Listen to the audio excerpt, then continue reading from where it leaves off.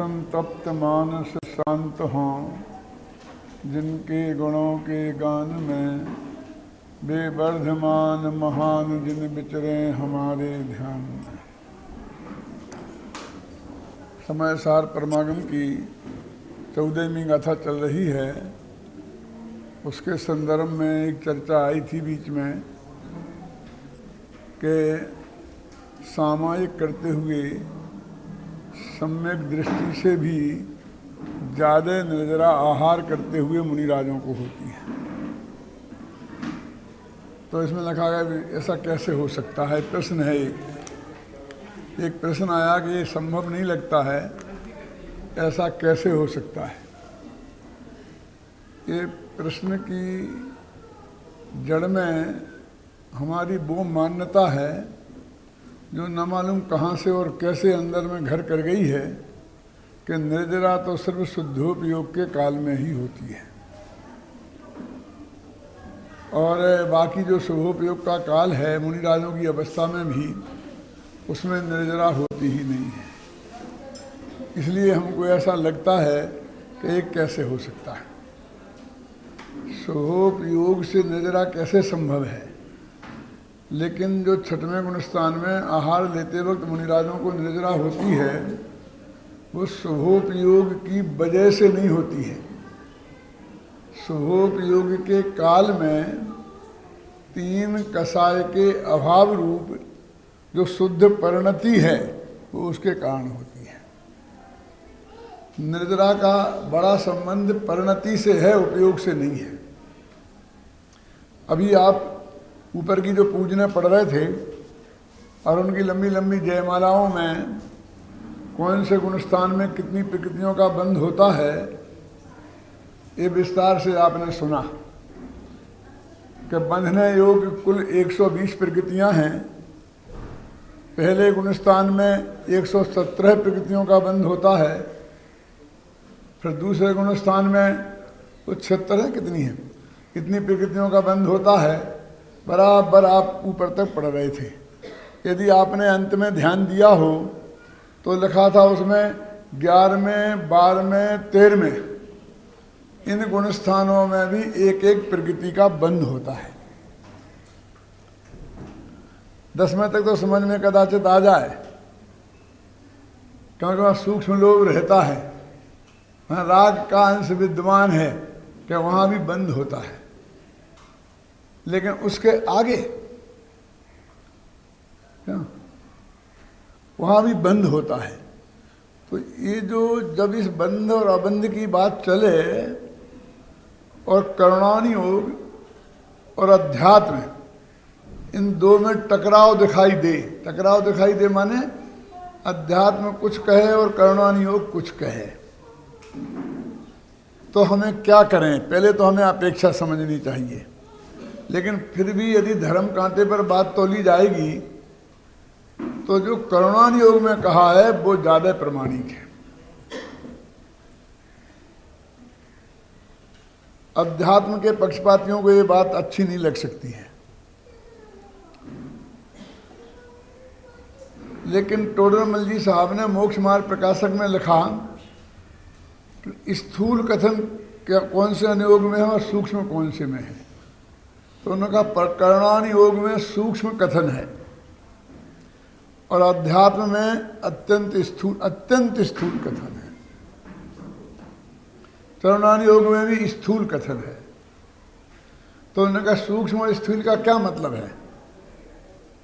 हमको ऐसा लगता है किस गुणस्थान में कितनी प्रकृतियां का बंध विच्छुत्ति हुई, क्या हुआ, ये बात तो है स्थूल कि आत्मा में अनंत गुण हैं, असंख्य प्रदेश हैं, ये बात तो है स्थूल।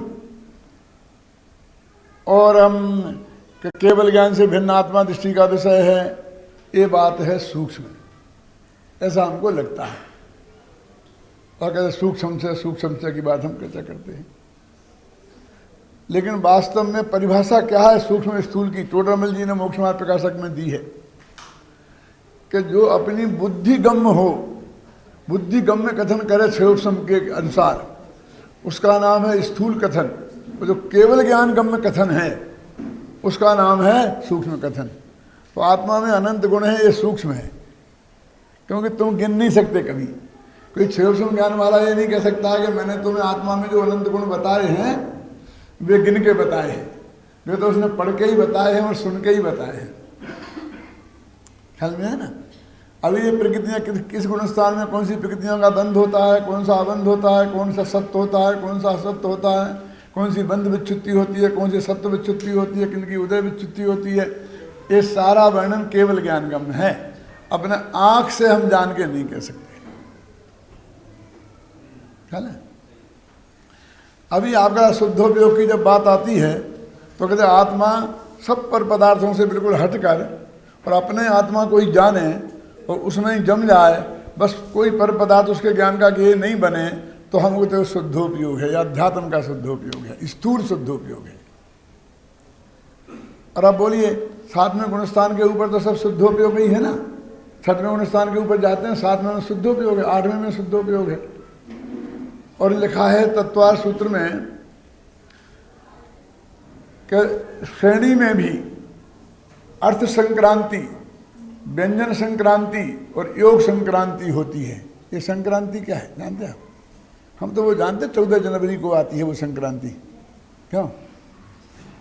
14 जनवरी को जो संक्रांत आती है उसको हम संक्रांति समझते हैं, लेकिन संक्रांति का मतलब होता है पलटना। तो 14 जनवरी को सूर्य मकर राशि में आता है, इसलिए उसको मकर संक्रांति बोलते हैं। फिर 14 फरवरी को कुंभ संक्रांति में आएगा, कुंभ में आएगा, तो 14 फरवरी को होती है कुंभ संक्रांति। फिर आगे ऐसे लगते जाना, फिर होगी 14 मार्च को मीन संक्रांति, फिर मेष संक्रांति, फिर वृष संक्रांति। आप समझ गए ना। 12 संक्रांति होती है साल भर में।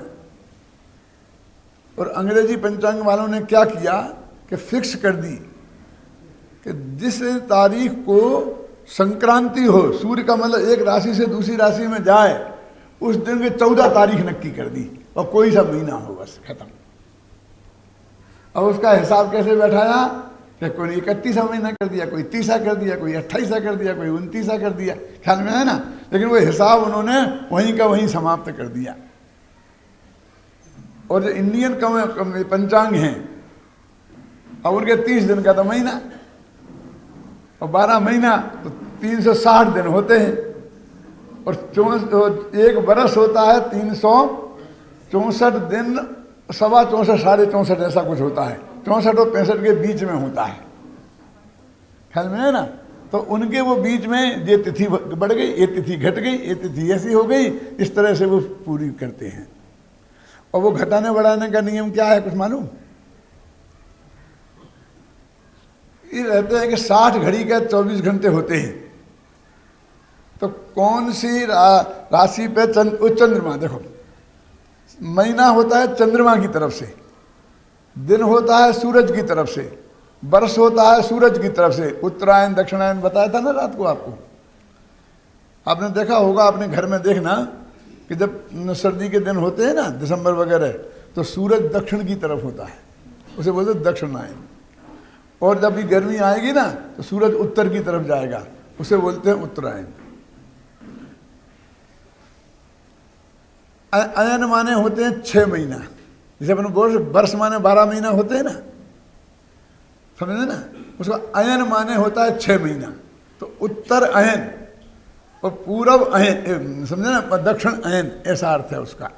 तो अब वो कैसे घटाते हैं? वो 60 घड़ी होती है ना एक दिन में, तो जिस दिन 31 घड़ी हुई उस दिन को वो अष्टमी मान लेंगे, जिसमें 29 हुई उसको नहीं मानेंगे। अब दोनों में 30-30 हो गई तो 2 तिथि एक साथ हो जाएंगी। अथवा ये कहेंगे एक तिथि का 6 हो गया, दूसरी तिथि आगे की। ख्याल में है ना। फिर भी इनका गणित बैठता नहीं है। वो 65, 64 और 65 का चक्कर है ना जतीश भाई, 364, 365। तो 4 साल में फिर मामला गड़बड़ा जाता है। तो 1 महीना लौंड का ठोक के 1 महीना बढ़ा देते हैं ना, और वो हिसाब किताब पूरा करते हैं। और बहुत काल बाद कभी कभी उल्टा हो जाता है, तो कभी 1 महीना गायब भी कर देते हैं। अब ये जो सब ये जो गुणस्थानों का है ना, तो उसमें लिखा कि 8वें गुणस्थान में अर्थ संक्रांति, व्यंजन संक्रांति और योग संक्रांति होती है। ये संक्रांति क्या है? तो बता, पलटना, समझे ना? तो क्या पलटना? कि जब हमारे ज्ञान का गेय स्वद्रव्य पर है, ज्ञान का गेय स्वद्रव्य बन रहा है, तो वो ज्ञान का गेय स्वद्रव्य हटकर और परद्रव्य बनने लग जाए प्रकाश भाई, तो उसको बोलते हैं अर्थ संक्रांति। क्योंकि स्वद्रव्य तो एक ही है, और जब अर्थ संक्रांति होगी उसका मतलब एक द्रव्य से दूसरे द्रव्य पर उपयोग को जाना। तो स्व से पर पे जाएगा, पर से स्व पे आएगा, पर भी पर।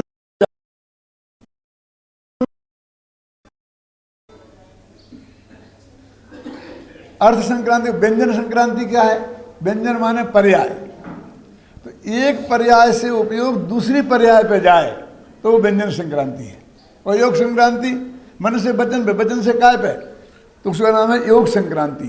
तो इस शुद्धोपयोग के काल में तीनों संक्रांतियां होती हैं, इसका मतलब उपयोग बदलता रहता है। और जब द्रव्य संक्रांति होती है तो दूसरे द्रव्य पे जाए बिना द्रव्य संक्रांति हो ही नहीं सकती, क्योंकि अपना आत्मा तो एक ही है। इसलिए करुणान योग के हिसाब से शुद्धोपयोग में परद्रव्य भी जानने में आते हैं।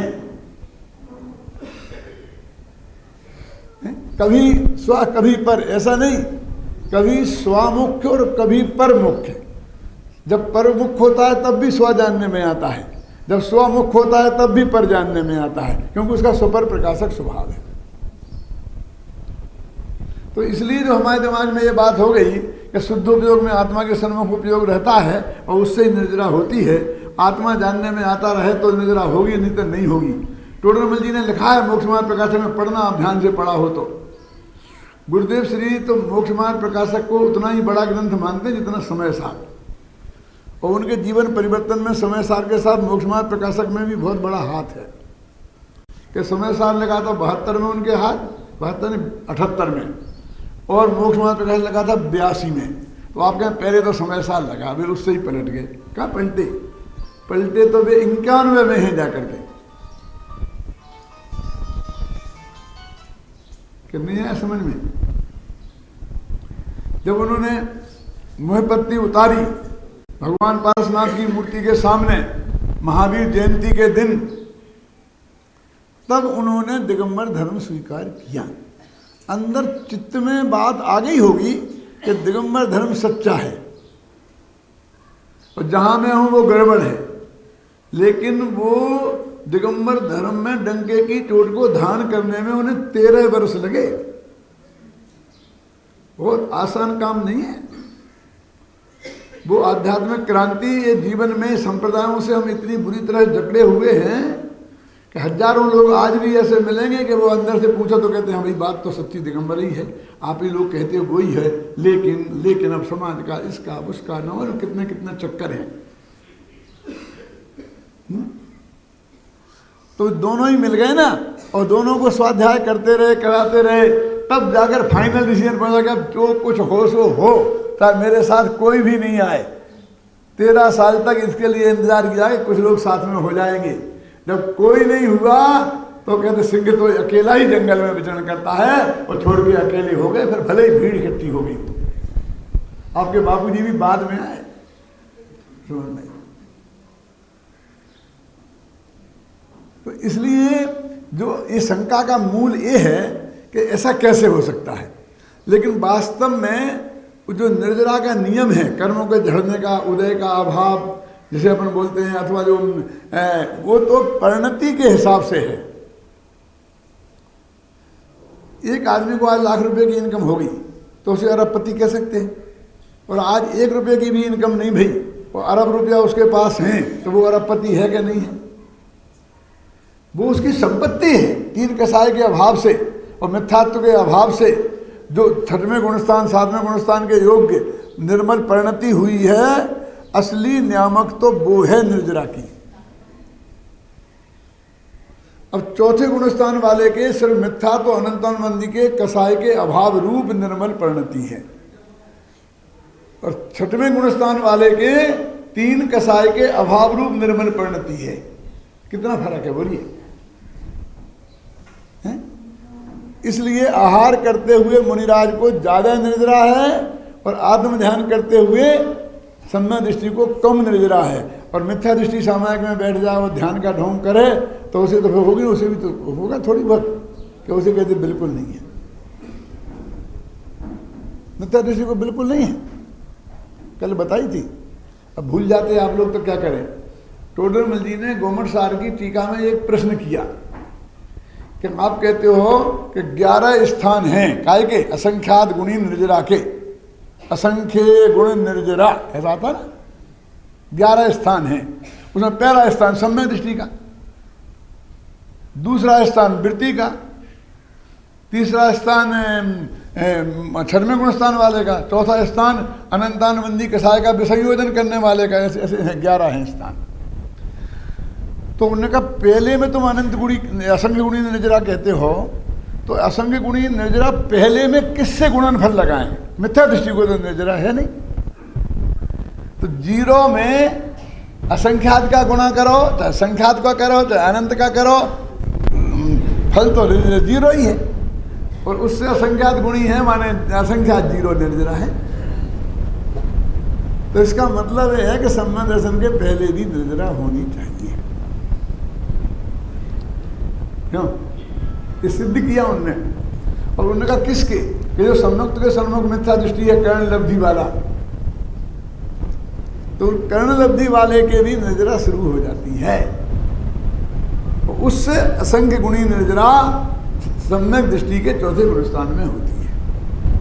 तो अब गुरुदेव श्री के जब दिमाग में ये बात आई, और ये प्रश्न वहां भी बहुत खड़े हुए, जिनने गुरुदेव श्री का समागम किया है ज़्यादा वो शायद जानते होंगे, लेकिन असली दिक्कत तो ये कि हमारा ध्यान नहीं जाता है। कि जैसे अभी ये पढ़ रहे थे आप 6 प्रकार का सम्यक दर्शन, वो नहीं आ रहा था ध्यान में, अब ध्यान में दिलाया है तो आ गया है। लेकिन उसमें से 1-2 को याद रहेगा तो द्वारा विधान कराएंगे 3 लोग मंडल का, और संजीव द्वारा पूछेगा तो फिर भी सब लोग हाथ नहीं उठा पाएंगे। अरे आपकी तो क्या पंडितों को भी पता नहीं है कि साहब कौन 6 वेद कौन से सम्यक दर्शन के लिए? मिथ्यात्व, साधन, मिश्र, अवृत सम्यक, अवृत सम्यक के 3 उपसम, 6 उपसम 6 कि मिथ्यात्व सम्यक दर्शन का भेद, वो सम्यक्त मार्गणा के भेद हैं। जब हमें सम्यक्त की दृष्टि से जीवों की खोज करनी है श्रद्धा गुण की अपेक्षा, तो वे जीव कहाँ मिलेंगे? कि कुछ मिथ्या दृष्टियों में मिलेंगे, कुछ साधन में मिलेंगे, कुछ मिश्रों में मिलेंगे, कुछ उपसम सम्यक दृष्टि मिलेंगे, कुछ 6 उपसम मिलेंगे, कुछ 6 मिलेंगे। तो ये आई तो बात सब में है। तूने आपने जयमाली पढ़ ली तो 14 गुण स्थानों में कितनी व्यक्तियों का कहाँ बंद होता है, किसको याद है? क्यों पूजा में कुछ याद करने की चीज़ थोड़ी होती है, वो करनी हो तो रट लेते हैं और बोलते जाते हैं। वो समझने की चीज़ थोड़ी पूजन में कुछ होती है। तो अब वो अपनी बात चल रही है कैसे होती है वो निर्जरा। तो गुरुदेव के सामने ये प्रश्न आया, बहुत चर्चा भी हमें मालूम है, हमें सब ख्याल में है और उनके प्रवचनों में भी होगी। तो उन्होंने कहा कि उसके पहले तो शुद्धोपयोग है ही नहीं, है ना, तो फिर निर्जरा शुभ भाव से निर्जरा माननी पड़ेगी, फिर उन्हें शुभ भाव से निर्जरा होती है ऐसा मानना पड़ेगा। तो उन्होंने कहा कि नहीं, वहाँ जो शुभ भाव है उससे नहीं होती है, कि वहाँ जो उनकी दृष्टि का जोर त्रिकाली ध्रुव की तरफ है उसकी वजह से वो निर्जरा होती है। तो 2 बातें बिल्कुल अलग अलग हो गई, शुभ भाव से निर्जरा होना और शुभ भाव के काल में निर्जरा होना। कह रहे हैं कि शुभ भाव के काल में निर्जरा हो सकती है, शुभ भाव से निर्जरा नहीं होती। ये भेद विज्ञान हम नहीं कर पाते हैं। अब इसको हम एक उदाहरण से समझें तो अच्छी तरह समझ में आएगा। मैं प्रश्न पूछता हूँ, जरा सोच के मन में ही जवाब देना, आपके चित्त में उत्सुकता जगाने के लिए पूछता हूँ। ब्रह्मचारी के बाल बच्चे हो सकते हैं कि नहीं? बहुत कठिन प्रश्न नहीं है,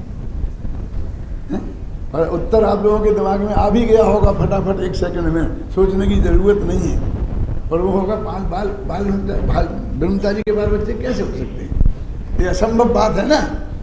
लेकिन हमने तो ब्रह्मचारियों के बाल बच्चों को देखा है, थोड़ा ना नहीं। क्यों? जब ये बात मैंने सबसे पहले उज्जैन में कही तो वहाँ प्रोफेसर हरिंद्र भूषण जी बैठे थे, जो विक्रम विश्वविद्यालय में प्रोफेसर थे, और वो ब्रह्मचारी छोटे लाल जी के लड़के थे। मैंने कहा बोलो ये प्रोफेसर साहब के पिताजी का नाम क्या है? तो कहा ब्रह्मचारी छोटे लाल जी। क्या आप लोग क्या कह रहे? जब ब्रह्मचारी लेने के बाद बच्चे नहीं हो सकते, लेकिन जब ब्रह्मचर्य नहीं लिया था तब तो बच्चे हो सकते हैं ना। और बच्चा होने के बाद, गर्भ लेने के बाद वो ब्रह्मचर्य ले सकता है कि नहीं? तो उसे ब्रह्मचारी कहेंगे कि नहीं कहेंगे? है? क्यों? तो बाप का नाम लिखाएगा तो वो क्या लिखाएगा?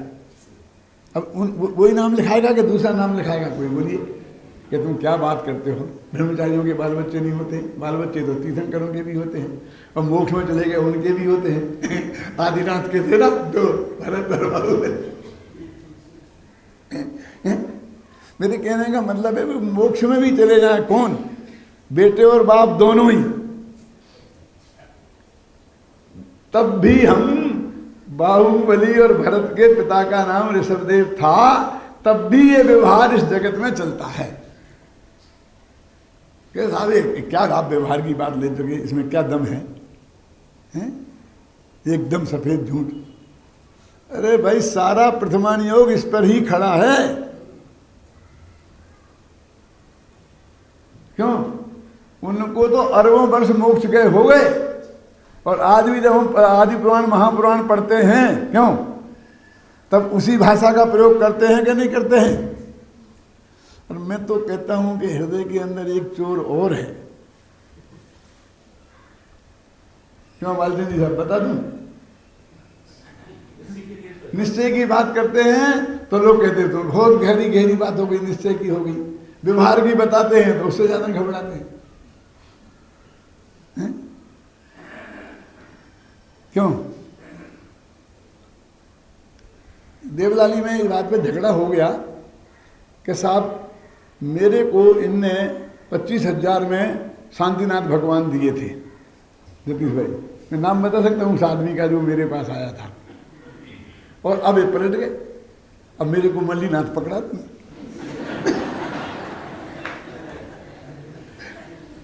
मैंने बहुत समझाया कि 24 तीर्थंकर एक से होते हैं, इसलिए आप कोई विकल्प मत करो। इसमें क्या है? आपने 25,000 रुपये दान में दिए हैं, अच्छा काम किया है, उससे मंदिर बनेगा, ये सब काम होंगे, ये सब उसी से होते हैं। जो जो भगवान के भगत हैं वही नहीं बनाए, कोई भगवान तो लाके देने वाले हैं नहीं। लेकिन आप उसमें कोई संत नहीं मेरे को तो पंडित जी आप वही दिला दो, वही दिला दो। इतना राग तुम्हें क्यों है कि मेरे बेटे का नाम शांतिलाल है? हो गया काम खत्म। बोला हमारा व्यवहार कितनी कितनी जगह से प्रभावित होता है, समझ में आया ना आपकी? में ना हमें कहाँ भगवान भगवान है, हमें तो वहां अपना बेटा दिखता है, अपना बाप दिखता है, अपना भाई दिखता है। खुद का ही नाम शांतिलाल हो तो फिर कहना ही क्या है?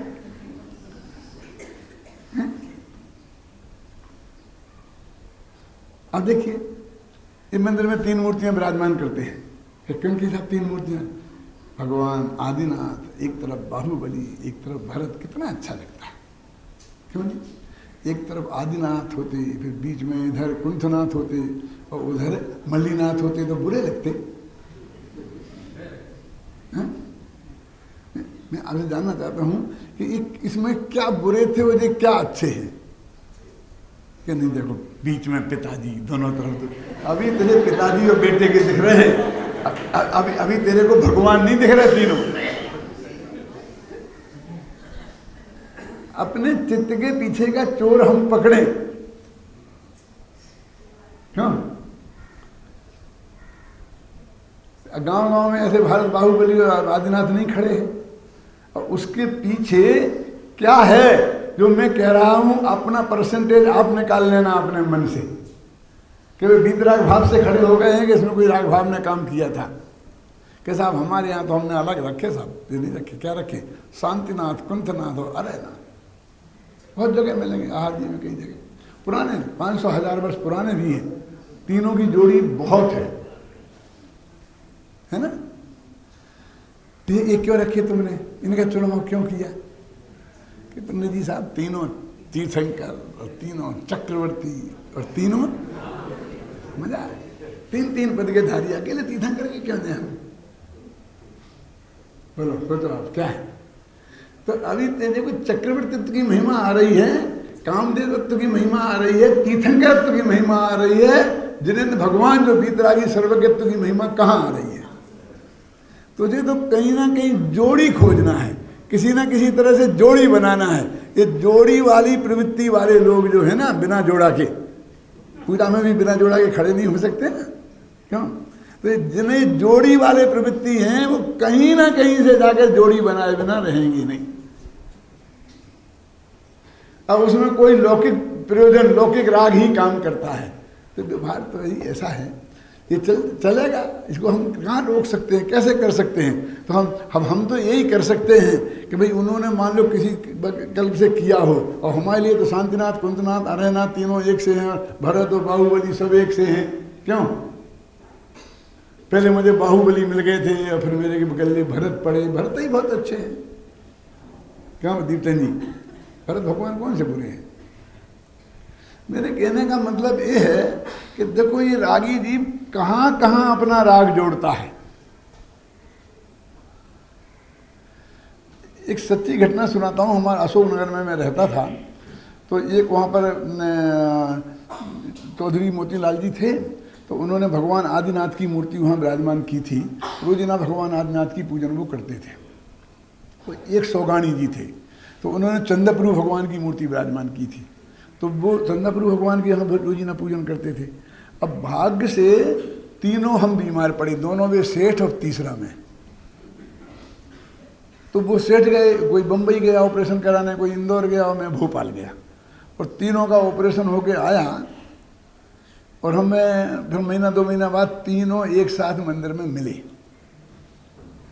तो वो सौगानी जी बोले कि पंडित जी बस चंद्रप्रभु भगवान ने बचा लिया,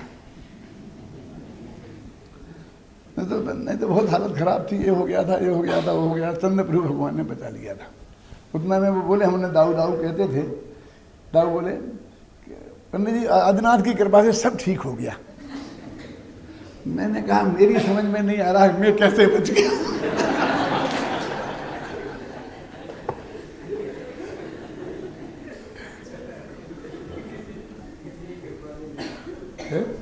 मेरे कहने का अर्थ ये है, मैं जो आपसे कहता हूँ तो थोड़ा सा आपको हंसी आती है, कहने का स्टाइल है, लेकिन मैं कोई बहुत महत्वपूर्ण बात आपसे कहना चाहता हूँ कि वो अज्ञान अपने अंदर से हम निकाल दें। कोई ऐसा भ्रम नहीं करें कि कोई मैं मंदिर को दान देने के विरुद्ध हूँ, कि मैं मंदिर की व्यवस्थाओं के विरुद्ध हूँ। मैं तो सिर्फ ये कहना चाहता हूँ कि वो जो गुरुदेव सिंह ने जिस पुण्य पे इतने डंडे मारे हैं, और मुश्किल से हमारे चित्त में से उसकी थोड़ी सी महिमा कम करी है, अब फिर हम उसकी बढ़ाना शुरू नहीं कर दें। जिस लोभ करने के लिए हम पूजा पाठ करने भगवान के आए हैं, मंदिर में आए हैं, वही लोभ दिला करके हम कोई बात नहीं करें। बस इतनी सी बात है, और ज़्यादा नहीं, आप समझ लेना। मेरे कहने का अर्थ ये है कि किसी के विरुद्ध नहीं है, कोई के नहीं है, मुझे कोई झगड़ा नहीं, किसी से कोई लेना देना नहीं है। लेकिन यदि ऐसी प्रवृत्ति का निषेध नहीं करें तो अभी गुरुदेव को गए ज़्यादा दिन नहीं हुए हैं, और गुरुदेव से समागम करने वाले लोग अभी भी मौजूद हैं। तो उस वक्त यदि तकनीर सुरक्षा हो पाई तो बाद में क्या होगी? अकेली मूर्तियों से, फोटोओं से, गुरुदेव की स्टेच्यू से धर्म, गुरुदेव के तत्वज्ञान की सुरक्षा होगी कि गुरुदेव के तत्वज्ञान से तत्वज्ञान की सुरक्षा होगी? पर मेरा तो सिर्फ इतना कहना है, तो जब ऐसी कुछ बात आती है तो मेरे चित्त में ऐसा आता है कि भाई इस बात का निषेध किया जाना चाहिए। किसी से कोई बैर विरोध की बात नहीं है भालचंद जी, और ना आपकी व्यवस्थाओं में मुझे कोई हस्तक्षेप करना है। जो आपको इतना चला है, मेरे को क्या लेना देना उससे। लेकिन मैं इतना जानता हूँ कि यदि हम उसके पुण्य के गीत नहीं गाएंगे तो भी पैसे की कमी आपको पड़ने वाली नहीं। कलकत्ते में तो पड़ने वाली नहीं है, मगर सारे देश में कहीं भी पड़ने वाली नहीं है। फिर पैसा हावी ना हो जाए। जिस पैसे वालों को गुरुदेव से ने धूल धूल कह करके ए सेठिया इतना उसकी महिमा घटाई और ज्ञान की इतनी महिमा बढ़ाई। ये जो थे ना गुरुदेव की सभा में बैठने वाले बीड़ी वाले सेठ सागर वाले है ना, भगवान दास जी और बड़े, ए सेठ, कभी सेठ जी मुंह से निकला हो तो बता देना, ए बीड़ी वाला सेठ। वो गोदिका अमेरिका में जाके वहां मरता है, गोदिका जी कभी कहा हो तो बता दो मुझे।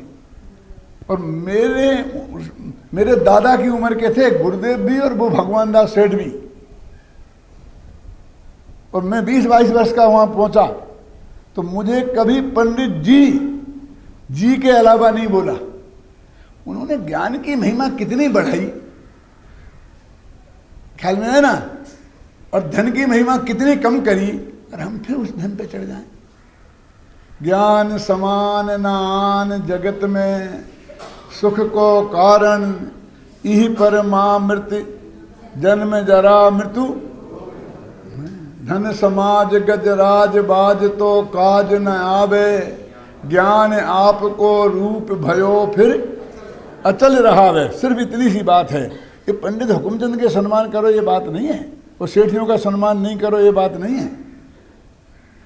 ये तो गुरुदेव के प्रताप से हमको तो इतना सम्मान मिला है, इतना सम्मान मिला है कि अभी वो उसकी अभी ऐसा नहीं रहा। वो गुरुदेव ने जितना सम्मान दिया है उतना आप क्या दोगे, क्या है आपके पास जो आप दोगे। गुरुदेव खुद फरमाते थे, 1000 अज्ञानी हमें भगवान कहें उसकी कोई कीमत नहीं है, और एक भगवान के मुख से भव्य निकल जाए तो उसकी कीमत है। और मैंने धर्म के दर्शन में ये वाक्य लिखा है, किसने कहा इसकी, क्या कहा इसकी कोई कीमत नहीं है, किसने कहा इसकी कीमत है। ये अज्ञानी जगत हमें भगवान भी कहे तो क्या कीमत है, और गुरुदेव जैसे के मुख से पात्र 6 इतना ही निकल जाए तो हम निहाल हो जाते हैं। तो उस लड़की का प्रश्न है कि ये कैसे हो सकती है निर्जरा। तो मैंने कहा कि निर्जरा शुद्धि के हिसाब से होती है, जब उपयोग होता है तो थोड़ी बहुत वृद्धि उसमें होती है। जैसे मैंने बोला ना कि 1 अरब रुपया बैंक में जमा है, 1 करोड़ रुपये महीने का इनकम आपके यहाँ आ रही है, और फिर आप 10,000 की नौकरी कर लें, हैं ऐसे लोग जगत में, तब कितनी होगी इनकम? 1,10,00,000 की हो जाएगी। अब समझ लो क्या इनकम हुई। और नौकरी छोड़ देगा तो कितनी हो जाएगी? भूखों मर जाएगा। अरे जिसकी आजीविका उस नौकरी से ही चलती है उसकी बात जुदी है, लेकिन जो इतनी संपत्ति का मालिक हो गया, जो 3 कसाय के अभाव रूप शुद्धि का मालिक हो गया, तो ये जो लिखा है, जो अभी गुणस्थानों के हिसाब से बंध विच्छुत्ति, ये परिणति के हिसाब से है। ये गुणस्थान परिणति के हिसाब से है कि उपयोग के हिसाब से? शुद्धोपयोग तो 4थे में भी होता है, 5 में भी होता है, 7वें में भी होता है, 8वें में भी होता है, 6वें में नहीं होता है। बोलो तो बड़ा गुणस्थान कौन है? 4था कि 6वां? उसमें शुद्धोपयोग होता नहीं है, और 4थे में और 5वें में होता है, और उस निर्जरा उसके ज्यादा है। तो हम निर्जरा का हिसाब समझेंगे तो हमारी समझ में आ जाएगा अब इसकी कीमत ज्यादा क्यों है, फिर शुद्धोपयोग की महिमा ज्यादा क्यों है। तो महिमा ज्यादा इसलिए है कि इससे शुद्धि में वृद्धि होती है, परिणति की शुद्धि में वृद्धि होती है। इसको हम एक उदाहरण से समझें। लोग समझते भाई बहुत कठिन हो, कठिन नहीं है बिल्कुल। अपने एक पानी की टंकी है, पानी भरते हैं जिसमें ऊपर, तो उसमें एक अपन ने नल लगाया है 5 इंची, मतलब जिसमें से इतना पानी गिरता है, 1 इंची का समझ लीजिए, 1 इंची मोटा नल लगाया है, इतना पानी उसमें से टंकी वो 1 घंटे में भर जाती है। वो उस नल को हम चालू कर दें और पानी आए तो 1 घंटे में टंकी भर जाएगी। अब नीचे हमने उसके 5 नल लगाए सप्लाई करने की, लेकिन वो इतने छोटे छोटे हैं कि वो 5 नल खोलें तो 1 घंटे में टंकी खाली होगी। अब हम 6 नल खोल दें तो क्या होगा? जितना पानी आएगा उतना निकलता जाएगा, भरने का कोई सवाल ही नहीं है। समझ रहे ना? तो अब वो हमने नीचे के नल बंद रखे और ऊपर का नल चालू रखा तो 1 घंटे में टंकी फुल हो गई। अब क्या टंकी आधी हो गई, पौन हो गई, तो पानी कितना है टंकी में ये उसके लेवल से माना जाएगा, वो ऊपर की धारा से नहीं माना जाएगा। लेकिन वो ऊपर का नल उसकी लेवल को बढ़ाने में निमित्त है, और नीचे के नल उसको खोलने में निमित्त हैं।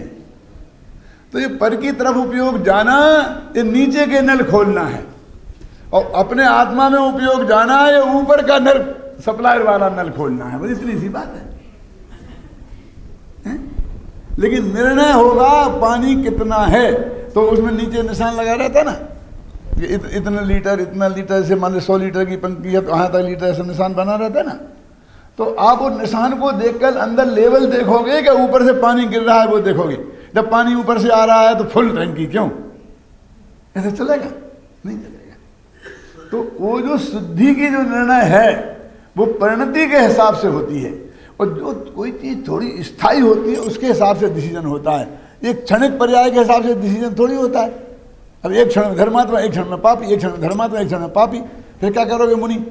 आत्मा का ध्यान करने जाएंगे तो धर्मात्मा हो जाएंगे, और फिर बस शुभोपयोग में आएंगे तो पापी हो जाएंगे, फिर आपके लिए आहार करने वाले आएंगे तो महापापी हो जाएंगे, तो आप महापापियों को आहार देते हो क्यों? बोलो। अरे यहाँ तक लिखा है चरणानुयोग में, मैंने गुरुदेव के में अभी पढ़ा है, प्रवचन सार का चरणानुयोग सूचक चूलिका अभी मैं लिख के पूरी करके आया हूँ ना। तो मैंने गुरुदेव के सारे देवधुनी सार को 5-5-7 दफ़े पढ़ा, कैसेटों को सुना, तो उसमें बहुत आता है कि जो मैंने कल परसों बताया था ना 179 का था प्रवचन सार में, उसमें शुद्धोपयोग वो चरणानुयोग का शुद्धोपयोग है, जिसे रागादिक का कर्ता बताया आत्मा, शुद्ध निश्चय नय से रागादिक का कर्ता आत्मा को बताया है। बोले प्रवचन सार में गुरुदेव के प्रवचन को मैं पढ़ के आया हूँ, देख के आया हूँ। तो वो जो प्रथमानुयोग का कथन, इसका नाम द्रव्यानुयोग का कथन, वो बुद्धिगम्य है। तो वो कहते क्या कि जब वो बाहर को एकदम ऐसा अंदर में पहुंचा और ध्यान में लगा है तो सारी दुनिया को दिखता है कि अपने वो सामायिक में है, तो वो उस वक्त सबसे बढ़िया है। और बस बाहर को उपयोग आया तो वो उस वक्त खराब हो गया, बस ये। लेकिन वो करुणानुयोग कहता है कि अभी भी 3 कसाय के अभाव की शुद्धि है, समझे ना? वो 3 कसाय के अभाव में शुद्धि में कोई फर्क नहीं आया है, वो वहाँ जानता है। तो वो इसलिए वो कहता है कि नहीं, कोई फर्क नहीं पड़ता। तो टोडरमल जी ने प्रश्न किया वहाँ पर कि ये कैसे हो सकता है 8वें गुणस्थान में ऐसा। तो उन्होंने कहा कि जब वो जो अब 8वें गुणस्थान में द्रव्य बदला ना, क्या कहा था? उपयोग में द्रव्य बदला तो परद्रव्य आ गया, तो उस वक्त थोड़ी नजर कम हो जाती होगी, थोड़ी प्रकृतियाँ बंधने लगती होंगी। बोलो बालचंद जी साहब, कि बराबर होती है तो बराबर होगी ना। यानी उपयोग में परद्रव्य है तब भी उतनी निर्जरा, और उपयोग में स्वद्रव्य है तब भी उतनी निर्जरा। ठीक है, अभी आगे बढ़ो, ये भी सही नहीं है, घबराना नहीं, सूक्ष्म सुनना है ना। तो अभी देखिए असंख्यात गुणी निर्जरा हो रही है। तो असंख्यात हमें निर्जरा माने वो कर्म है, वो झड़ रहे हैं, वो स्टोक ऐसे झड़ जाते हों, जैसे पत्तों पेड़ में से पत्ते झड़ते हैं, हमें वो ऐसी निर्जरा दिखती है। क्यों? ऐसा नहीं। निर्जरा माने आत्मा की शुद्धि, तो शुद्धि माने संवर, और शुद्धि की वृद्धि माने निर्जरा। तो प्रति समय असंख्यात गुणी निर्जरा हो रही है, उसका अर्थ है प्रति समय असंख्यात गुणी शुद्धि की वृद्धि हो रही है। ठीक हुआ? क्यों? अब वो भी वो अपना आत्मा उसके ज्ञान का गेय बना है, सुनना।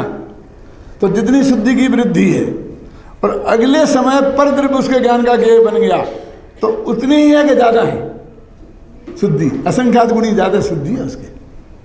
देखो आत्मा जब ज्ञान का गेय था तो असंख्यात्मा भाग शुद्धि थी, और आत्मा के परद्रव्य ज्ञान का गेय बना तो असंख्यात गुणा शुद्धि की वृद्धि हो गई। और फिर आत्मा बना लौट के तो उससे असंख्यात गुणी, फिर पर बना तो उससे असंख्यात गुणी। देखो तो कितनी तेजी से घोड़ा दौड़ता है, कितनी अशुद्धि है, कितना नाश करता हुआ कितनी शुद्धि की तरफ भागता है। आप समझे ना? तो इसलिए स्वद्रव्य परद्रव्य से है ही नहीं। उन्होंने लिखा है मोक्ष मार्ग प्रकाशक में कि ये तो वीतराग परिणति के हिसाब से निर्णय होता है, और वीतराग परिणति का नाप 3 कसाय के अभाव रूप है, 2 कसाय के अभाव रूप है, 1 कसाय का चौकड़ी के अभाव रूप है, इससे होता है। इसलिए उन निर्जरा में कोई बाधा नहीं है। ख्याल में वो जो द्रव्य कर्म झरने का नाम नजर आएगा कोई कीमत नहीं है। निज काल पाए विधि झरना तासो निज काज न झरना। तो वो कहते वो अपने काल पा करके कर्म झड़ा, तो उसमें तो कोई दम ही नहीं है। उदय में आके कर्म का खरीदना, उसको भी निर्जरा बोल देते हैं। वो निर्जरा बोल देने से निर्जरा तत्व हो गया क्या वो? क्या? अब एक इसमें प्रश्न है जो असलियत में स्पष्टीकरण की बहुत अपेक्षा रखता है, और वो प्रश्न क्या है कि अंदर में जैसे कि जो छायक सम्य दर्शन है तो मिथ्या तो अनंतानुबंधी का क्षय हो गया, लेकिन जो क्षयोपशम सम्य दर्शन, उपशम की छोड़ दो, वो तो अंतर्मुहूर्त के लिए होता है, फिर क्षयोपशम है। तो क्षयोपशम सम्यक दर्शन के काल में अंदर में मिथ्यात्व बैठा है और अनंतानुबंधी कसाय बैठी है। देखो सत्ता में मिथ्यात्व अनंतानुबंधी कसाय मौजूद है, तो फिर क्या हुआ कि उदय नहीं आ रही, बस खत्म। इसलिए लिखते हैं उसे उदयाभावी क्षय। क्या क्षयोपशम की समस्या किसे कहते हैं? जिसमें मिथ्यात्व और अनंतानुबंधी और मिश्र, इन 6 प्रकृतियों माने सर्वघाती प्रकृतियां, इनका उदयाभावी क्षय, माने अंदर में तो है लेकिन उदय में नहीं आ रही। तो उदय में वहीं रुक जाएं, ये तो उपशम में होता है। क्षयोपशम में ऐसा रुकती तो वो है नहीं, अधिक काल तो उसे रोक नहीं सकते हैं। उनका उदय आएगा तो उनकी आयु खत्म हो गई, उनकी स्थिति खत्म हो गई, तो वे तो खिलेंगी, तो वो अप्रत्यक्ष वर्ण के रूप में बदल के खिल जाती हैं। तो स्टॉक तो खाली हो रहा है ना अंदर से, मेरा मतलब समझे ना। वो स्टॉक जो मिथ्यात्व का अनंतानुबंधी के प्रकृतियों का है, बंधना तो बंद है, क्योंकि बंधने में तो बंध विच्छुत्ति तो चौथे गुण स्थान में हो जाती है। अब तुमने मुझे करुणा योग में चढ़ा दिया क्या? 16 प्रकृतियों का बंध विच्छुत्ति पहले गुण स्थान में हो जाती है। उसमें कौन कौन सी? मिथ्ये मिथ्यादावम सोहम मिथ्यात्व अनंतानुबंधी क्रोधमान माया रूप सूक्ष्म त्रय स्थावर प्रकृति नरक गत्यानुकूली तरंज गति वहाँ खतरनाक जो 16 प्रकृतियाँ हैं वो छोटे गुण स्थान से आगे निकलते ही बंधना बंद हो जाती हैं। दूसरे गुण स्थान से आगे निकले तो 25 प्रकृतियाँ बंधना बंद हो जाती हैं। तीसरे से आगे निकले 4 प्रकृतियाँ बंधना हो जाती हैं। आपने एक बात पढ़ी हुई थी उसमें पूजन में ध्यान से, तो तीसरे गुण स्थान में जितनी प्रकृतियों का बंद हो रहा था ना, चौथे में उससे 3 ज़्यादा का होने लग गया। बोलो किसने पढ़ा था? हाथ धो के बता सकता है ना? और क्यों प्रश्न खड़ा नहीं हुआ कि तीसरे गुण स्थान में कम प्रकृतियों का बंद है और चौथे गुण स्थान में 3 प्रकृतियों का ज़्यादा बंद है? आया ध्यान में? तो क्या है कि वहाँ चौथे गुण स्थान में तीर्थंकर प्रकृति और आहारक व आहारक अंगोपांग, ये 2 बंधना शुरू हो जाती है, इसलिए वो ज़्यादा हो जाती है। समझे? उदय योग बंधने योग 120 प्रकृतियाँ हैं, उदय में आने योग 122 प्रकृतियाँ हैं, उदय में आने योग 148 प्रकृतियाँ हैं ना, 148 प्रकृतियाँ। बोलो क्या बंधती 120 है और उदय में आती 148। अब तो लंबा थोड़ा हिसाब है, मैं आपको उसमें नहीं उलझाऊंगा। मैं तो ये कह रहा हूँ कि ये गणित जो है, जिसे आपने वहाँ सूक्ष्म समझ लिया और वो दिमाग में घुस गया है, ये जो अंदर में जो परिणति की शुद्धि है वो सबसे बड़ी चीज़ है। देखो एक हम विद्वान हैं, हमने इतने दिनों तक काम किया और एक व्याख्यान हमारा बिगड़ गया तो क्या होता है? उससे फर्क पड़ेगा कुछ? और एक हमारे स्टूडेंट का हमसे बढ़िया हो गया तो वो उस दिन से हमसे बड़ा विद्वान हो जाएगा क्यों? अरे एक व्याख्यान बढ़ने बिगड़ने से किसी की इज्जत ना बनती है ना बिगड़ती है। ऑन द होल उसका जो वर्क है सारे जिंदगी का, जो स्वाध्याय है, प्रवचन है, लेखन है, पढ़ना है, पढ़ाना है, जो उसकी वो इन सबसे हमारी इज्जत बनी है। यदि हमने 50 साल तक ये काम किया, उस सबको मिला करके हम आज हैं। एक दिन हमारा बिगड़ जाएगा तो कोई फर्क नहीं पड़ने वाला है। और अभी विद्यार्थी इसी साल पढ़ के निकल गया है और रटा करके लाया और बढ़िया से बढ़िया लच्छेदार भाषा में आपको सुना दिया, क्यों? और उसका बढ़िया हो गया है तो वो हाथी पे नहीं चढ़ बैठ जाने वाला है। तो ये उपयोग की बात तो ऐसी क्षणिक है, वो क्षणिक बात से कुछ नहीं होता, ऑन द होल वर्क उसके जीवन का। हमें भी किसी का नाप करना है, तुलना करना है, देखना है, तो ऑन द होल वर्क देखना पड़ेगा ना उसकी जिंदगी भर का, कि क्या किया उसने जिंदगी भर। क्यों? मान लीजिए कि एक आदमी ने पूरा मंदिर बना के खड़ा कर दिया और आज उसने 11 रुपया बोले, तो वो छोटा हो गया, और 11,000 बोलने वाला बड़ा हो गया। क्यों? बताइए, ये छोटे बड़े का निर्णय ऐसे एक एक तत्काल की एक एक चीज से नहीं होता। तो ऐसे ही मुनिराजों का है कि उनकी जो उस वक्त इतना जोर का गुस्सा आ रहा हो कि वैसा गुस्सा अपन को कभी आ ही नहीं सकता। मैं बताऊं कौन सा? श्रुतसागर, तुमने क्यों उन मंत्रियों से वाद विवाद किया कि महाराज मुझे पता नहीं था कि आपकी आज्ञा हुई थी। क्यों? कि उनसे वाद विवाद नहीं करना है। तो पता क्यों नहीं था कि साहब जब आपने आज्ञा करी, जब मैं यहाँ नहीं था तो क्यों नहीं थे? पहला दंड अपराध अनुपस्थिति। उस समय जो सब मौजूद थे, आप क्यों नहीं थे? क्यों? पंडित साहब मैं कल प्रवचन में आया नहीं था, तो इसमें मेरी गलती है कि तुम्हारी? तुमने नहीं सुना तो पहले अनुपस्थित क्यों थे, फिर सुना क्यों नहीं? और नहीं सुना तो श्रुत का सागर इतना नहीं जानता है कि रास्ते चलते किसी से वाद विवाद नहीं करना चाहिए। मेरे आज्ञा की क्या जरूरत थी इसमें? वो श्रुत सागर उनकी उपाधि थी, वे उपाध्याय थे, पढ़ाते थे, इसलिए श्रुत सागर उनकी उपाधि थी। अकंपन भी उनकी उपाधि थी, कभी कपे नहीं, निर्भय होकर रहे, इसलिए कंपन। समझे ना कि श्रुत के सागर को ये समझाना पड़े कि रास्ते चलते किसी से वाद विवाद नहीं करना चाहिए, ऐसी अपेक्षा मुझे नहीं थी। जाओ उधर ही खड़े रहो, वे आएंगे और मारेंगे तो तुम्हें भोगना। कितनी कठोर, कितना कठोर सजा है बोलो। हमें तो नहीं आ सकती है। अपना बच्चा ऐसी गलती करके आ जाए तो अपन कहें तू ही जाके वहाँ खड़ा रहो, तू ही पिटना मरना, हम नहीं तो वो हमारे तुम घर में छिपाएंगे तो आगे हमारे घर में उपद्रव करेंगे, तो कांच माच फोड़ देंगे, हमें भी मारेंगे। क्यों? बालचंद जी क्या करोगे? शोभानमल जी सोचो। आता ना, आपने यही पढ़ा ना, उन्हें आदेश दिया जाओ खड़े रहो, मेरे चित्त को स्वीकार नहीं हुआ। अकंपनाचारी इतना कठोर आदेश देंगे, मेरे चित्त को स्वीकार नहीं है। इसलिए मैंने एक कहानी लिखी, अक्षम्य अपराध है, किसी ने कौन सी है, जो भी नाम है उसका, और उसमें मैंने कहा कि नहीं, उन्होंने ये कहा कि अब वो आएंगे और सारे संघ पर उपद्रव करेंगे। तो श्रुत सागर ने कहा कि मैं आपसे एक आज्ञा चाहता हूं कि मैं जाकर जहां वाद विवाद हुआ है था वहीं जाके खड़ा रहूंगा, क्योंकि वो रास्ता वो ही है, वो वहीं से आएंगे तो जो कुछ होगा मेरे पर होगा, संघ पर नहीं होगा। ये प्रस्ताव श्रुत सागर का था, मैंने इसको ऐसा किया। समझ गए ना? अकंपन ने नहीं कहा कि तुम जाके खड़े रहो वहां, श्रुत सागर ने कहा कि मैं जाके वहीं खड़ा रहूंगा, मुझे आपकी आज्ञा चाहिए सर। तो उन्होंने कहा ये आज्ञा मैं नहीं दे सकता। क्यों? क्योंकि श्रुत सागर रोजाना रोजाना पैदा नहीं होते हैं।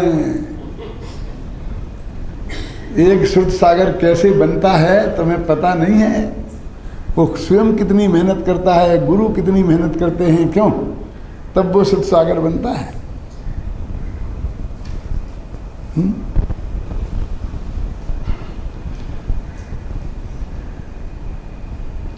भगवान जी भंडारी मेरे पास आए, नाम लेके बोल रहा हूँ, घबराना नहीं, कि पंडित जी हमने यहाँ पर एक बहुत बड़ा शोरूम खोल रहे हैं विमल का, तो आपके जितने विद्वान निकले उन्हें काम नहीं, आपको 2-4 हमारे यहाँ लगा देना, हम लगा देंगे। मैंने क्या कहा सेठ जी, मैं आपके विमल के शोरूम के लिए कर्मचारी पैदा कर रहा हूँ। नहीं, फिर काम नहीं मिलता ना, बेचारे काम नहीं मिलता उन्हें। मैंने कहा तुमने ये काम किया तो मैं तुम्हें सबसे नंबर 1 शत्रु में रखूंगा, मित्र में नहीं रखूंगा। क्यों? मैं 5 साल मेहनत कर करके इनको विद्वान बना के तैयार करूं और तुम कपड़ा बिकवाने में लगा दो। अरे तुम इन्हें धर्म को पढ़ाने में लगाओ, मेरा मतलब समझे ना। और उसमें दो ना उन्हें उस दुकान से ज़्यादा तनख्वाह, काम वो करो जो ज्ञान के प्रचार का हो। ये जो समझी गोता बैठा है ना यहाँ पर, इसके मुँह पे कहता हूँ, इसकी जब शादीगाई होने लगी तो इसके सास ससुर मेरे पास आए, कैसा वो संजीव गोदा कैसा है? मैंने कहा बहुत ही बढ़िया है, एवन लड़का है वो तो हम ऐसा है, हम ऐसा सोचते हैं, हम ऐसा सोचते हैं, हमारे ऐसा सोचते हैं। मैंने कहा तुम बहुत बढ़िया सोचते हो, लेकिन आपकी तो स्वीकृति मेरी मंजूरी नहीं है। क्या कह रहे हैं आप? अच्छा भी कह रहे और मंजूरी नहीं कह रहे। मैंने कहा हम बना के विद्वान तैयार करें और तुम बस जमाई बना के ले जाओ और बड़े बड़े उद्योगों में बैठा दो। एक वो कानपुर वाला राजू ले गया, हमारा विद्यार्थी था, हमारा आत्म धर्म विद्या विज्ञान निकालता था, जनपद निकालता था, पूरा सहयोग था। उन्होंने जमाई बनाया और लेकर एक फैक्ट्री खोल दी वहाँ पर जाकर बनियाने बनाने की। और वो कोरी बना दिया उसे पंडित से। कोरी समझते? जुलाहा बनियाने बुन के बेचने लग गया। अब तुम ले जाओ। मैंने कहा दूसरा नहीं साहब, हमारी ये प्रतिज्ञा है और हमने दोनों ने आपस में बात करी है। हमने कहा कि देखो हम शादी करेंगे, सारी सुविधाएं तुम्हारी जुटाएंगे, लेकिन तुम काम नहीं छोड़ोगे, यही करोगे सारी जीवन में। जो घाटा पड़े वो मेरे से ले लेना। और हमने जब उनसे कहा तो उन्होंने कहा कि मैं तुम्हें मंजूरी तभी दूंगे कि जब मेरे से तुम ये काम नहीं छुड़ाओगे। मैं जिंदगी में काम यही करूंगा। ये कोई ऐसा साधारण आदमी आपके यहाँ नहीं आया है। ये कोई पैसे वाला पंडित ऐसा नहीं कि उसी नौकरी वाला पंडित है। ये 10 नौकर रखे, ऐसी इसकी पोजीशन है सब बात में, ख्याल में आई ना। लेकिन ये तत्व ज्ञान हमने सीखा है तो हमें जगत के सामने इस तत्व ज्ञान को परोसना, हमें इस काम में लगाना है। मेरे कहने का मतलब है तो श्रुत सागर रोजाना पैदा नहीं होते, अकंपनाचारी कहते हैं, इसलिए मैं तुम्हें ये आज्ञा नहीं दे सकता हूं। तब वो श्रुत सागर कहते हैं सवाल गुरुदेव मेरे को खतरे में डालने का सवाल नहीं है, सवाल संघ की सुरक्षा का है ना। और इसके अलावा कोई उपाय नहीं है। यदि आप मेरे को आज्ञा नहीं देंगे तो मुझे आज्ञा आज उल्लंघन करना पड़ेगी, तो भी मैं करूंगा, लेकिन मैं संघ को खतरे में नहीं डाल सकता। अकंपनाचारी को भी सुरक्षित रखा, उतना दुष्ट सिद्ध नहीं होने दिया। क्यों? कि जा मरना। और श्रुत सागर का भी गौरव रखा, और जो घटना घटी वो आपको मालूम है। तो मेरे कहने का अर्थ ये है कि ये तो इतना गुस्सा मुनिराज को आ गया तो भी वो 6वें गुणस्थान में थे ना उस वक्त। और हमारे सामायिक करने के काल से असंख्य गुणी नहीं, प्रति समय असंख्य गुणी, असंख्य गुणी, असंख्य गुणी, असंख्य गुणी, असंख्य में असंख्य बार असंख्य का गुणा करो उतनी। समझ में आया कि नहीं? असंख्य गुणी का मतलब समझते? प्रति समय का 2 में 2 का गुणा करो, फिर 2 में जो उसका उतना 2 गुणा करो, कितना आएगा? हैं 4, फिर 4 का 4 में कर दो 16, फिर 16 का 16 में करो। ये समझ गए ना? और एक एक समय आगे। अब वो जो 4थे गुणस्थान से 6वें गुणस्थान तक कैसे पहुंचा है, और प्रति समय असंख्य गुणी निर्जरा हो रही है। कितनी कल्पना तो करो तुम उन मुनिराज के। और तुम्हारी कितनी होगी, चाहे तुम कितना ही आत्मा की तरफ उपयोग लगा के बैठो। इसलिए नहीं बैठना इस अर्थ में नहीं कह रहा हूँ, आरंभ तो उसी से होगी ना, बीज तो उसी से पड़ेगा ना। इसलिए भाई ये कोई ऐसी बात नहीं है, बिल्कुल शास्त्र के अनुसार बात है। हमारी यदि समझ में नहीं आई है तो हमने उस गहराई से अध्ययन नहीं किया है, उस गहराई से नहीं समझा है, इसलिए हमारी समझ में नहीं आई है। समय सार की गाथाएं ऐसी नहीं है कि आपने एक दफ़े पढ़ लिया और समझ में आ गई। गुरुदेव श्री ने 19 बार तो सभा में प्रवचन में पढ़ा, और खुद ही बोलते थे कि अपने अंदर में तो कितनी बार पढ़ा, और उपयोग में तो अगणित बार पढ़ा। ये उपयोग में पढ़ना कैसे होता है? ये भी अभी आपका आएगा 3 लोक मंडल विधान में। इस सोधर में कहीं ना कहीं आएगा पूजा पाठ में कि सोधर में इंद्र के दौड़ने की शक्ति कितनी है। मालूम आपको कि वो यहाँ आपके साथ पूजा कर रहा है और ताली बजा रहा है, ताली बजा रहा है, बोल रहा है, और ये आपका हाथ ऊपर गया और लौट के फिर ताली यहाँ आई, तो उसके बीच में 3 लोग के जितना कीर्तन चैत्यालय हैं उनकी वंदना करके लौट के वापस आ जाएगा और दूसरी ताल में ताल मिला देगा। सुना सुना कभी नहीं सुना? पूजनों में ही है। मैं कोई पूजनों का विरोधी हूं, मैंने बहुत तो सत्य विधान कराया होगा, मैं पंडित बन के। हाँ, मैंने खुद कराए तो मैं प्रधान कराने वाले पंडितों को 2 नंबर का कैसे मान सकता हूं? क्या तो ये तो बहुत बहुत बहुत गजब का काम हो गया। अरे साहब, आप शिखर जी जाते हो तो 12-12 घंटा लगाते हैं, मैं 2 घंटे में आ जाता हूँ। कैसी करना कि 2 घंटे वाले कैसी करते हैं मालूम? नमस्ते भगवान, 2 मिनट भी पासनाथ की टोंक पर नहीं बैठेंगे। क्यों? तो ऐसी सौधर्मेंद्र करता होगा। अरे भाई, उनकी वंदना की बात नहीं बता रहे, उनकी तो चाल गति कितनी तेज है ये बताने के लिए वो उदाहरण दिया है। वो वंदना का स्वरूप का उदाहरण नहीं है, उसे वंदना का स्वरूप नहीं निकालना। क्या निकालना सुशील जी? कि उनकी कितनी ताकत है दौड़ने की है?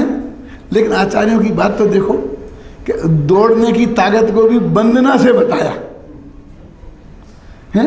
और 3 लोग के चैत्यालयों की घूम करके वंदना करके आ जाए ऐसा। तो ऐसे ही आप द्वादशांग का पाठ श्रुत केवली अंतर्मुहूर्त में पूरा कर लेते हैं। सुना होगा कि नहीं? ये तो सुना कि नहीं सुना? कैसे कर लेते होंगे, है ना? जब नमोकार मंत्र का भी कहेंगे ना कि 9 दफे नमोकार मंत्र पढ़ो, तो मैंने भी कोशिश करी है पढ़ने की। तो जब तक मैं 5000 पढ़ पाता हूँ तब तक आप तो जनवाणी माता की जय शुरू कर देते हैं। तो आपको थोड़े सौधर्मेंद्र के नजदीक पहुंच गए। उच्चारण शुद्ध होता ही नहीं। क्यों? शांति से उच्चारण तो शुद्ध करो ना। कैसा पढ़ना चाहिए इसका विवेक हमको रखना चाहिए कि नहीं रखना चाहिए? तो वो जो उन्होंने बात कही, तो द्वादशांग का पाठ कैसे करते होंगे? ऐसे जल्दी जल्दी करते होंगे? ऐसा नहीं है। तो द्वादशांग का पाठ अंतर मुहूर्त में कि द्वादशांग की जो विषय वस्तु है वो विषय वस्तु पूरी उनके दिमाग में अंतर मुहूर्त में घूम जाती है। इसका नाम है द्वादशांग का पाठ। आपको तो मैं अभी 2 मिनट में समय सार का पाठ करके बता दूं पूरा। आपको तत्वाच्युत का बता दूं, जिसका कहो उसका बता दूं। बोलो। पहले अध्याय में ये क्या है? पहले समदर्शन का स्वरूप, फिर नए प्रमाण, फिर देख केवल ज्ञान का स्वरूप, फिर नए, फिर दूसरे में 53 भाव, और वो अपने ज्ञान में घूम गए। तो फटाफट 10वें अध्याय तक पहुँचे, खत्म। ऐसा समय सार। लेकिन ये कब होगा? जब समय सार में जीवन लगाओगे तब होगा। आपको तो मैं 1 घंटे में पूरा समय सार सुना सकता हूँ, आपको तो 10 साल में पूरा समय सार सुना सकता हूँ। क्या? आपको तो 10 दिन में सुना सकता हूँ। जितने दिन में कहो उतने दिन में समय सार सुना दूँ, तो उतना उसका शॉर्ट और उसका स्वरूप हो जाएगा। लेकिन वो विषय वस्तु हमारे दिमाग में घूमना चाहिए। क्यों? बोलो। अभी मैं बताऊँ आपको, आत्मा न पर रूप है न पर का स्वामी है। चलो हो गया खत्म जीवाधिकार। न पर का कर्ता है न पर का भोक्ता है, कर्ता कर्म अधिकार पूरा। बोलो हो गया है? चाहे कार्य परद्रव्य का कार्य चाहे अच्छा हो चाहे बुरा हो, वो धर्म नहीं हो सकता, क्योंकि एक द्रव्य दूसरे द्रव्य में करता ही नहीं है। इसलिए उसमें भेद करना भले बुरे का अच्छी बात नहीं है। पुण्य पाप अधिकार पूरा। और क्या है? आश्रव अधिकार। मेरे कहने का अर्थ है कि आपको 1 मिनट में पूरा समय सार सुना दूँ, लेकिन वो कब है? जब निरंतर उसके आप गहराई में प्रवेश करेंगे तब। तो ये सब शंकाएं फिर चित्त में खड़ी नहीं होंगी, और चित्त में शंकाएं खड़ी नहीं होंगी, समाधान फिर आप दूसरों को समझाने लगेंगे। तो ऐसा तत्व ज्ञान है।